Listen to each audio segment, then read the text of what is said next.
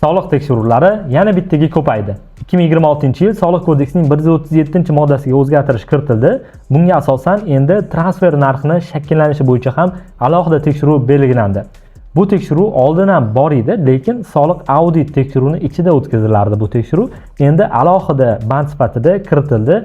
Endi alohida transfer narxi uchun ham tekshiruv bo'ladi. Bu o'zi qanaqa tekshiruv, nimalar tekshiriladi va nimalarga tayyor turishimiz kerak? Hozir qisqa qilib tushuntirib beraman. Transfer narxi tekshiruvida o'zaro aloqador shaxslar bilan ishlagan bitimlaringiz tekshiriladi. Ya'ni hammaga sotadigan narxingizdan o'zingizga aloqador bo'lgan shaxslarga arzon sotadigan bo'lsangiz, misol uchun ta'sischini boshqa bir firmasiga sotdingiz arzonroq. Natijada o'sha olinmay qolgan daromad aniqlanib, qo'shimcha soliqlar chiqadi. Endi e'tiborli bo'lishimiz kerak bo'lgan masala bor. Agar shunaqa o'zaro aloqador shaxslar bilan ishlaganimizda, o'zi odatda hammaga qanaqa narxda sotsak, ularga ham shunaqa narxda sotishimiz kerak.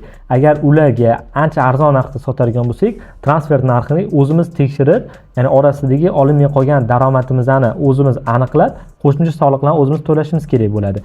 Agar buni qilmasak, bunaqa tekshiruv chiqsa, transfer narxi tekshiruvida soliq organi tomonidan bu narsa aniqlansa, Soliq kodeksining 226-moddasiga asosan to'lanmay qolgan soliq summasidan yana 40% ham jarima belgilashadi. Endi buxgalterlar mana shu o'zaro aloqador shaxslar bilan ishlagan bitimlariga yanada e'tiborli bo'lishi kerak. Shunaqa foydali videolarni o'tkazib yubormaslik uchun meni ijtimoiy tarmoqlardagi sahifalarimga obuna bo'lib qo'ying.